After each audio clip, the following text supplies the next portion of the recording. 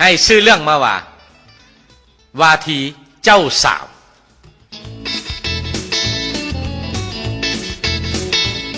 วาทีเจ้าสาว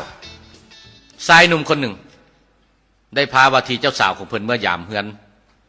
ไปยามพอยามอย่างแล้วอยากให้พอเห็นเนาะนายหันผู้นี้พอเห็นก็เลยอุกใจหลาย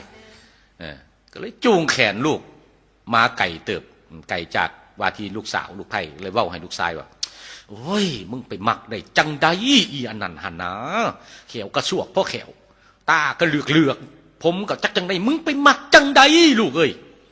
ทางพ่อเว้าในนั้นลูกชายก็เลยว่าคุณว่าเฮ้ยพ่อเอ้ยบ่เป็นซึมเฮาก็ได้ดอกเว้าให้แง่งโดดเล่าหูหนวกอยู่แล้ว